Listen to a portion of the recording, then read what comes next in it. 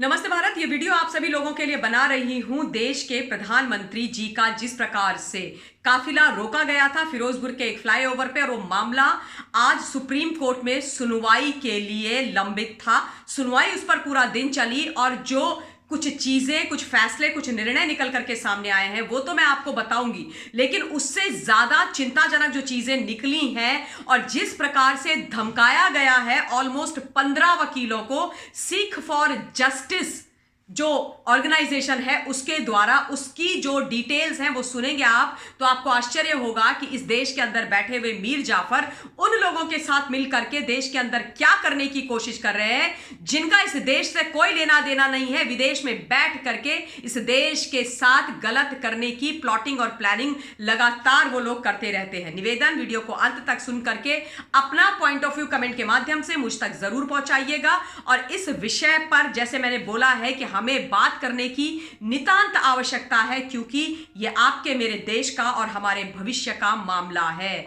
सबसे पहले मैं आपको यह बता देना चाहती हूं कि पूरे दिन आज सुप्रीम कोर्ट में सुनवाई चली। सुप्रीम कोर्ट ने आज एक अहम फैसला लिया।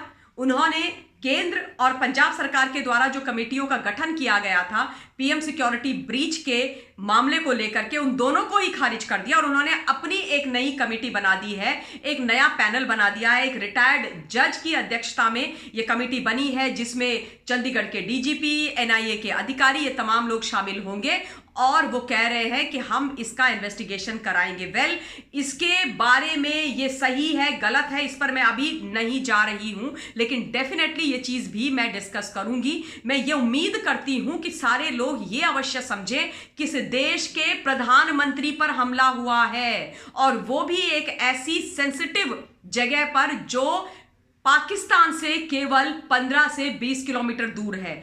ये बात भारतीय जनता पार्टी के नेता नरेंद्र मोदी जी की नहीं है, यह देश के प्रधानमंत्री की बात है और यह बहुत ही सीरियस मुद्दा है। और मैं बहुत उद्वेलित हो जाती हूं जब मैं इस विषय पर बात करती हूं, क्योंकि मुझे यह लगता है कि इतना आसान हो गया है इस देश में प्राइम मिनिस्टर का कॉन्वे रोक देना, प्राइम मिनिस्टर को वनरेबल स्थिति में छोड़ देना, प्राइम मिनिस्टर को ऐसी स्थिति में छोड़ देना जहां पर उन पर अटैक हो सकता था ड्रोन से, स्नाइपर से, किसी भी चीज से, और उसके बाद हम लोग बस हाथ मलते रह जाते अगर कुछ गलत हो जाता।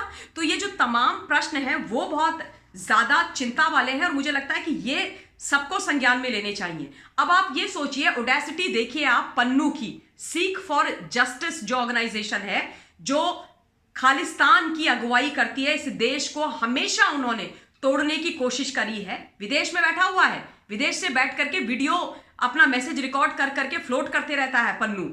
उसके लोगों ने ऑलमोस्ट 15 वकीलों को धमकाया कि खबरदार अगर तुमने पीएम सिक्योरिटी मामले में जा करके किसी भी प्रकार की कोई भी अपनी भूमिका अदा करने की कोशिश करी है। और 15 लोगों को जो कॉल्स आए हैं उनमें से जो वकीलों से बात हुई, जो वकील बोले हैं, उन्होंने यही बोला कि यूके के नंबर से फोन आए और बोला गया कि हम सीख फॉर जस्टिस के लोग हैं, हम ये रिस्पॉन्सिबिलिटी ले रहे हैं कि प्राइम मिनिस्टर का जो कैवलकेड रोका गया वो हमने रोका, हम उसके लिए रिस्पॉन्सिबल है और सुप्रीम कोर्ट को किसी भी प्रकार की सुनवाई इस मामले में नहीं करनी चाहिए। 84 के दंगे के समय पर तुमने क्या किया? पन्नू बताएगा इस देश को कि 84 के दंगों पर यहां पर क्या हुआ। और पन्नू को अगर इतना शौक था तो कांग्रेस पार्टी से पन्नू ने क्यों नहीं पूछा था और आज क्यों नहीं पूछता है जिन्होंने 84 के दंगे करवाए और जिसने 84 के दंगों के जो पूरे अपराधी थे उनको सजा नहीं दी। सज्जन सिंह को आज जेल किसने भिजवाया? सज्जन सिंह जेल किसके कारण गया है? 84 के दंगों का मास्टरमाइंड इस देश की अभी की वर्तमान सरकार और वर्तमान प्रधानमंत्री जी के कारण और उन्हीं की वजह से आज इन्वेस्टिगेशन आरंभ है और सज्जन सिंह जैसे लोग जेल में हैं। दूसरी बात, एक और जो वकील है मिस्टर जैन, उन्होंने बोला कि मुझे 47 सेकंड की एक रिकॉर्डेड कॉल थी जो आई मेरे फोन पर और उसमें उन्होंने यही बोला कि ये सीख फॉर जस्टिस ऑर्गेनाइजेशन की कॉल है और हमने प्राइम मिनिस्टर का जो काफिला था उसको फिरोजपुर के फ्लाईओवर पर रुकवाया था 20 मिनट तक, इसकी जिम्मेदारी हम लेते हैं। अब आप ये सोचो कि क्या ये छोटा मोटा मुद्दा है? ये ऐसा मुद्दा है जिस पर किसी को भी चुपचाप और शांत बैठ जाना चाहिए और इस विषय पर न वाद विवाद होना चाहिए, न इस विषय पर कड़ी से कड़ी सजा भी तय नहीं होनी चाहिए। मैं लगातार, मैंने कल भी आप लोगों से बात करी थी और मैं यही बोल रही हूं कि ये डीजीपी को हटा देना, एसएसपी को हटा देना, ये इतिश्री नहीं है भाई।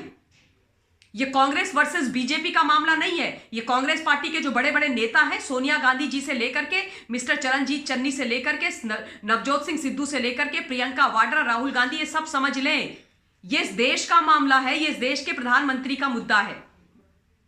और इतनी ऑडेसिटी आज हो गई है सिख फॉर जस्टिस के पन्नू और इन तमाम लोगों की जो भारत विरोधी हैं, जो भारत को खंडित करना चाहते हैं, जिनको अखंड भारत देखने में अच्छा नहीं लगता है, कि वो ओन अप कर रहे हैं, वकीलों को धमका रहे हैं कॉल कर करके। क्यों? इनकी कैसे इतनी हिम्मत हो जाती है?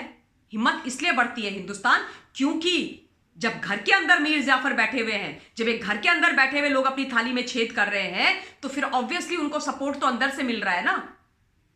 उनको, उनका जो हैंड होल्डिंग एक्सरसाइज चल रही है वो यहां से चल रही है। तो इस मामले में कहीं पर भी किसी भी प्रकार की कोई भी इतनी सी भी लेश मात्र भी कोताही बर्दाश्त नहीं होनी चाहिए। देश पूरा आश्चर्यचकित है। लोग सोच रहे हैं, लोगों के मन में बात है, मैं लगातार जाती हूं, जब मैं बात करती हूं लोगों से, तो लोग मुझे यही बोलते हैं कि ममता जी, हमारी क्या बिसात है भाई, हमको तो कल को कोई कुछ भी कर देगा। और हम देख ही रहे हैं ना, हम देख ही रहे हैं कांग्रेस शासित राज्यों में क्या हो रहा है। कहीं पर आप चले जाइए, आप पंजाब में चले जाइए, आप महाराष्ट्र के अंदर चले जाइए, आप राजस्थान के अंदर चले जाइए, इनकी बर्बरता कहीं रुकती नहीं है। एनसीआरबी का डेटा क्राइम अगेंस्ट विमेन में आप उठा करके देख लीजिए तो राजस्थान उसमें नंबर 1 आता है। मासूमों को और जो निर्दोष लोग होते हैं उनको जेल में ठूंसने में नंबर 1 महाराष्ट्र हो जाता है। उत्तर प्रदेश को इन्होंने इतने सालों तक सिर्फ बर्बाद ही तो किया। उत्तर प्रदेश में इन्होंने तुष्टीकरण की राजनीति करके, जात पात में विभाजित करके लोगों को विकास नहीं किया। लोग टूटे हुए बांस के घर में रह रहे थे, बिजली नहीं आती थी, कभी नहीं आती थी, दिवाली के दिन तक लोगों को बिजली नहीं दी जाती थी। आज हर जगह बिजली है, सड़क है, शिक्षा है, उज्ज्वला योजना है, शौचालय है। कोविड के समय पर हर एक घर में खाने के लिए राशन थी। तो इनको बर्दाश्त नहीं हो रहा है ऐसा प्रधानमंत्री, इसलिए उस प्रधानमंत्री के जान के प्यासे बन गए ये लोग। And I really hope that ये जो कमिटी बनी है, ये तह तक जाकर के तमाम लोग, जो डीजीपी से लेके, जो होम सेक्रेटरी, चीफ मिनिस्टर, जितने भी और डीसी, वहां के होम मिनिस्टर, जितने भी लोग हैं, हर एक से बात करें। क्योंकि ये मुद्दा, मैं एक बार फिर से बोल रही हूं, हिंदुस्तान ये राजनीतिक मुद्दा, ये कांग्रेस बनाम भाजपा बनाम समाजवादी पार्टी बनाम आम आदमी पार्टी बनाम कम्युनिस्ट बनाम विपक्ष नहीं है। ये इस देश का मामला है, देश के प्रधानमंत्री की सुरक्षा का मामला है। इसलिए इस पर फेयर और राजनीतिक जो हमारी महत्वाकांक्षाएं हैं तमाम लोगों की, उससे ऊपर उठ के इन्वेस्टिगेशन होनी चाहिए। और अब मैं अपने इस वीडियो के लिए अपनी वाणी को विराम देती हूं। जल्द आप लोगों के बीच में फिर से हाजिर होंगी। तब तक के लिए अपना ध्यान रखिए। Thank you very much. जय हिंद, भारत माता की जय, वंदे मातरम।